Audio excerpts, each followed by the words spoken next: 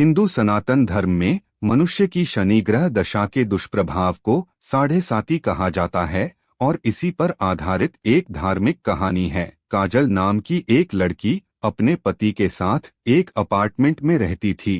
काजल का पति राहुल एक सॉफ्टवेयर कंपनी में टीम लीडर के पद पर था।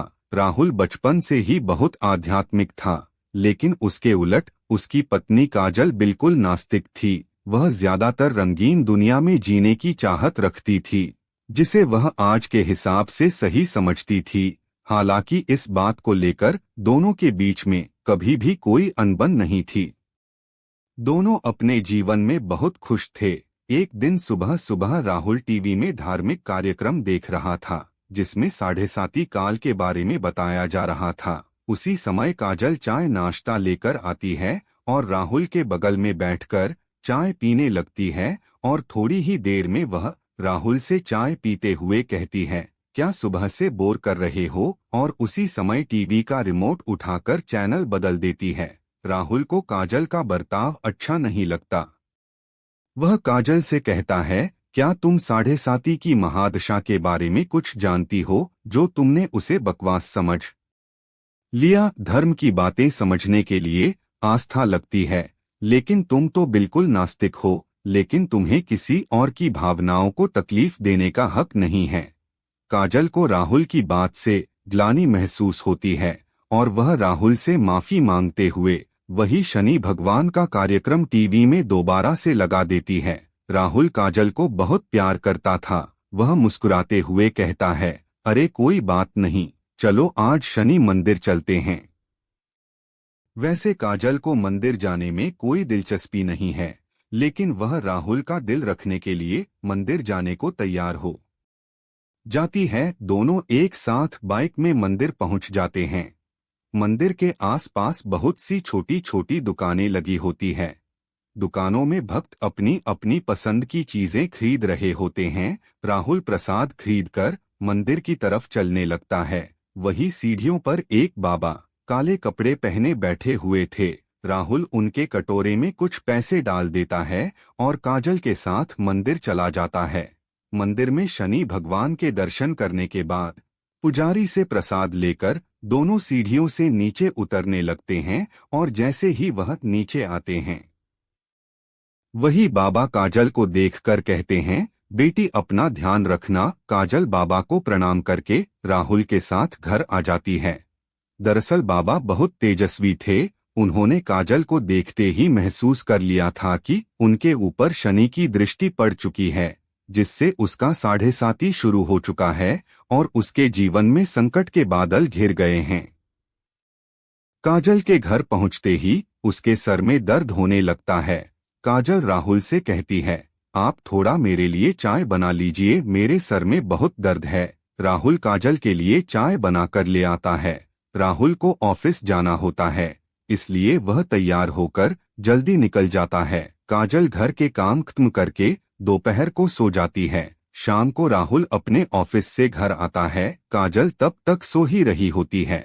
राहुल काफी देर तक दरवाजा खटखटाता है, लेकिन काजल गहरी नींद में थी। उसे दरवाजे में किसी की आहट सुनाई नहीं दे रही थी। राहुल काजल को फोन लगाता है। फोन की घंटी सुनकर काजल अचानक नींद से जाग जाती है और जैसे उसे पता चलता है कि राहुल दरवाजे पर खड़ा है, वह जल्दी से जाकर दरवाजा खोलती है।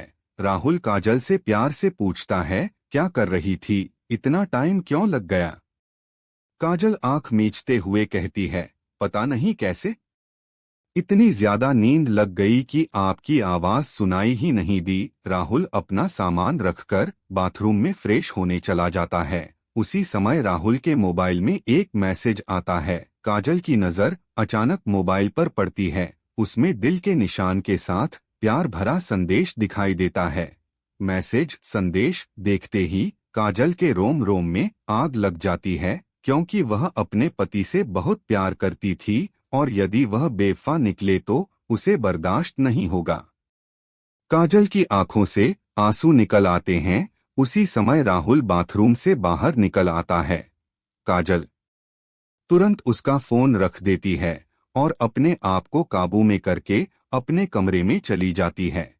वह सोच रही थी कि अगर राहुल उसे खुद इस मैसेज के बारे में बताएगा तो ठीक है, नहीं तो वह इसके बारे में कभी बात नहीं करेगी और उसकी जिंदगी से हट जाएगी। दोनों के प्यार को ग्रहण लग चुका था। 7.5 काल ने काजल को अपनी गिरफ्त में ले लिया था।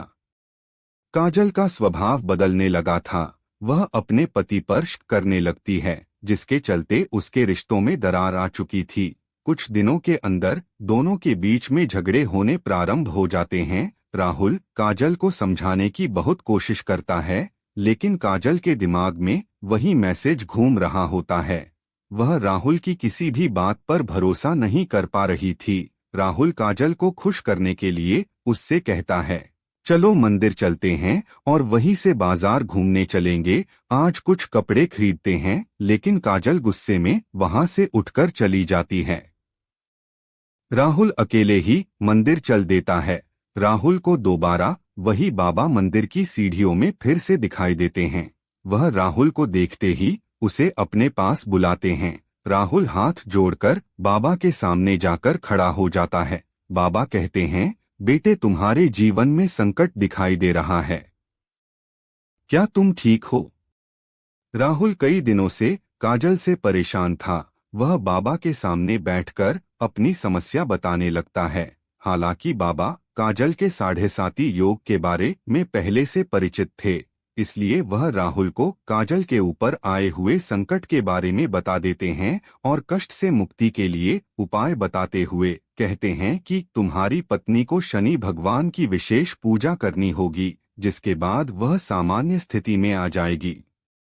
राहुल भगवान का दर्शन करने के बाद घर पहुंचते ही काजल से कहता है, आज मंदिर में वही बाबाजी मिले थे, उन्होंने बताया कि तुम्हारा 7.5 योग चल रहा है, इसलिए तुम्हारे जीवन में चिंता बनी रहती है। तुम शनि भगवान की पूजा करो, उससे सब ठीक हो जाएगा। काजल अचानक राहुल से कहती है कि मेरी समस्या की वजह तो तुम हो। राहुल पूछता है, कैसे?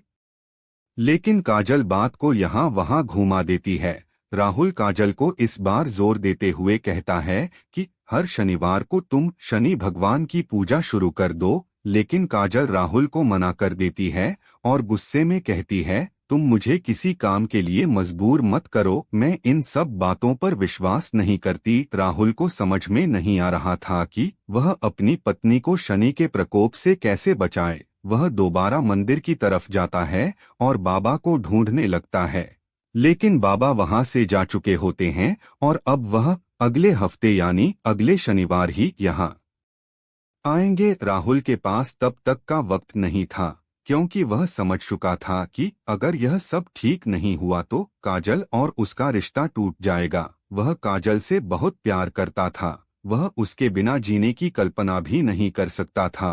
राहुल मंदिर में पुजारी जी से बाबा के बारे में जानकारी लेता है, लेकिन पुजारी जी को बाबा के बारे में कुछ पता नहीं था। वह कहते हैं, बेटा मैं यहाँ सुबह से आता हूँ, लेकिन मैंने आज तक किसी बाबा को सीढ़ियों पर बैठे नहीं देखा, पता नहीं तुम किसकी बात कर रहे हो। राहुल को ताज्जुब होता है, क्योंकि वह 2 बार बाबा को मिल चुका था। वह शनि भगवान के सामने हाथ जोड़कर कहता है, प्रभु मुझे बाबा से मिलना है। और इतना कहते ही राहुल मंदिर से नीचे उतरने लगता है। अचानक सीढ़ियों में उसके सामने बाबा प्रकट हो जाते हैं और उसे एक शनि भगवान की मूर्ति देते हैं और कहते हैं, इसे अपने घर में रख लेना और इन्हें तेल से स्नान कराना, तुम्हारा कल्याण होगा। और इतना कहते ही बाबा अचानक राहुल के सामने से ओझल हो जाते हैं। राहुल को समझ जाता है यह कोई साधारण बाबा नहीं बल्कि तेजस्वी आत्मा है। राहुल अपने घर पहुंचकर शनि भगवान की मूर्ति स्थापित कर देता है। राहुल जैसे ही वह मूर्ति को तेल से स्नान कराता है, काजल पीछे से आकर जोर जोर से चिल्लाने लगती है और कहती है, खुद चरित्रहीन होकर ये ढोंग मत करो। अपनी गलती छुपाने के लिए तुम शनि भगवान का सहारा ले रहे हो। अपने आप को आईने में देखो तो पता चलेगा कि तुम कितने घटिया इंसान हो। काजल की इतनी अभद्र बातें सुनते ही राहुल के पैरों तले जमीन खिसक जाती है। उसने उम्मीद भी नहीं की थी कि काजल उससे कभी इस लहजे से बात करेगी? राहुल शांत स्वभाव का था। वह काजल को शांत करते हुए पूछता है, क्या हुआ काजल? आराम से बात करो। काजल तुरंत उसका मोबाइल लाकर वही मैसेज उसके सामने रख देती है। राहुल काजल से पूछता है, यह क्या है? काजल तुरंत कहती है, तुम बताओ यह क्या है और कौन है जिसने तुम्हें यह मैसेज भेजा है? राहुल काजल की बात सुनकर मुस्कुराने लगता है और कहता है, अरे पागल, यह मैसेज उस लड़की ने मुझे नहीं भेजा था, बल्कि कंपनी में काम कर रहे मेरी टीम के एक लड़के ने उस लड़की को भेजा था और उस लड़की ने मुझसे उसकी शिकायत करने के लिए वह मैसेज मुझे फॉरवर्ड किया था। यह बात सुनते काजल का दिमाग शून्य हो जाता है। उसे कुछ समझ नहीं आता। वह जमीन पर बेसुध होकर बैठ जाती है।